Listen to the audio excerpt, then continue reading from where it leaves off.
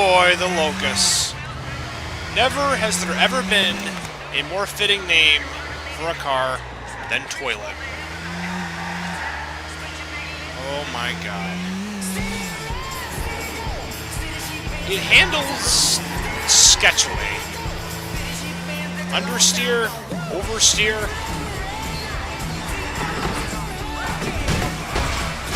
Just really weird. Reminds me of the Primo. Just quicker. Really bad ground clearance. For the class, at least. See, it loses too much speed in turns. This is a different issue altogether. Downforce would help. But I think this thing needs more power. And more ground clearance. Brakes are not the greatest. They work.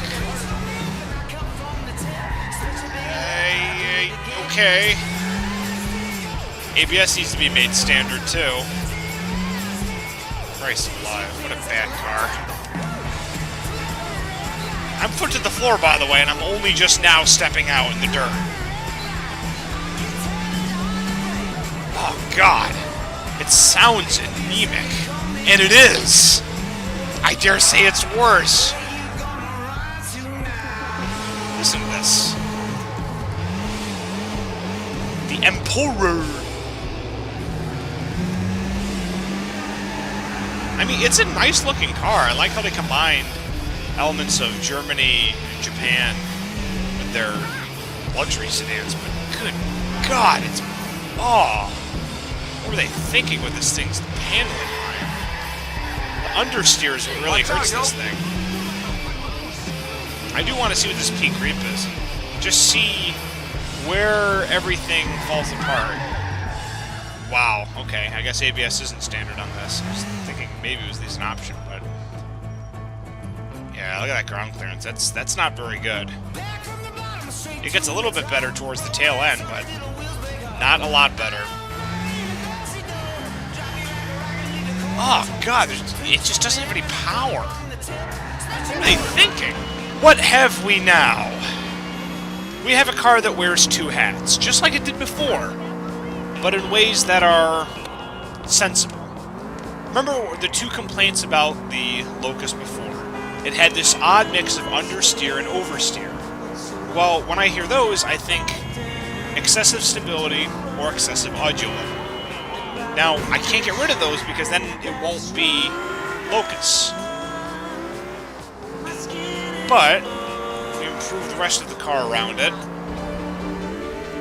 then maybe, just maybe, we'll have ourselves a car that is competitive in its class and that's really interesting to drive. Maybe we can get to the hidden empire with it.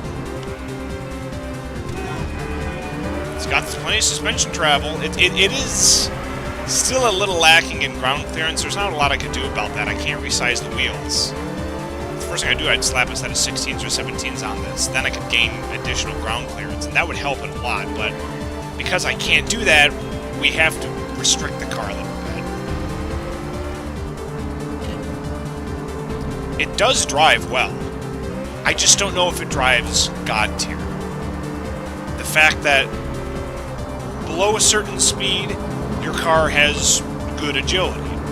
Above a certain speed, it has good stability.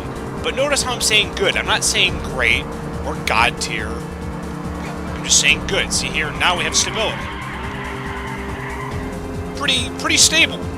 Now, obviously, it's not going to be excessive stability. It's not going to be understeer. It's going to be controlled. But it's just amazing how the slip angles you can recover from, they really are a product of speed. Brakes are definitely better than they were. Acceleration in a straight line is better than it was. I mean, obviously. It has to be. One of the easiest ways to get rid of understeer is replace it with oversteer. And if a car's already kind of slow, just throwing more drive force at it can help.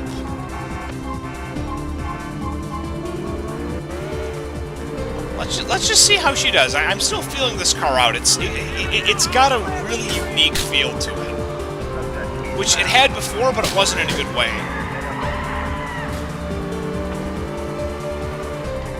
do like these brakes. They do work. It's no Feroci, but I have good damage resistance. I buffed the both bullet and collision damage resistance on this car. It has to have something over its rival. Because in terms of size, this is actually not far off of a Feroci. I mean, yeah, this is definitely wider, but in terms of length and height, it's actually quite close. So, that and just knowing what the powerhouses are, and oh, look at that. That was a pretty good-sized hit, and I took 0 wheel damage. Yeah, this is what I mean about this car receiving buffs in areas that it kind of needed. Because you're a bigger target than a Feroci, but you're slower. So you gotta compensate for that with armor. Now, saying about knowing what the powerhouses are. This has to have something it can bring to the fight against an Oracle, against a second-generation Shafter, or first-generation Shafter, depending. I really like how, in spite of having a lot of suspension travel, especially for its height, it doesn't really get in the way of cornering, which obviously downforce and just playing with the traction deltas and other things have really helped. I love the song too, The Hidden Empire by Karsten Koch. Feathering the throttle helps with this car as well. For example, if you're getting stability when you want agility, feather the throttle. Some cars are really fussy about how that sort of thing gets done. Certainly the Comet falls into that category. Certainly the Sultan, although to a lesser degree. Slightly. This is just... I like this car. It's very, very quirky, which, for sure, consider all the design elements. You've got E46 3 Series taillights. You've got CLS, presumably first generation, front clip. You've got Lexus LS from whatever year, I'm not entirely sure. I mean, it's a good-looking car, but it's kind of incoherent at the same time. And no, I don't mean the, oh, you know, horsecock had 4 beers and is drunk off of his ass incoherent. No, I mean just in terms of visual appearance, in terms of design priorities. That does make it a very, very adaptable car. But that also means you aren't going to be amazing anywhere. You don't have the ground clearance of the second-gen Shafter or the Oracle. Oh boy. Oh, Carver, you got it. You got it. You have pretty good brakes on this. There we go. See, that wasn't bad. Yeah, I was at higher speed, so I had that stability. I had to overcome that, but just okay. We need some speed here, so we'll use that. It's just you'll make it. Oh, I almost got around that one. Man, I tried. Oh, I tried so hard too. And that is my first bit of wheel damage. Finally, after all that. Now just know this car is very fussy about having all of its wheels not buckled or jammed. Especially the fronts, obviously, it's independent front suspension.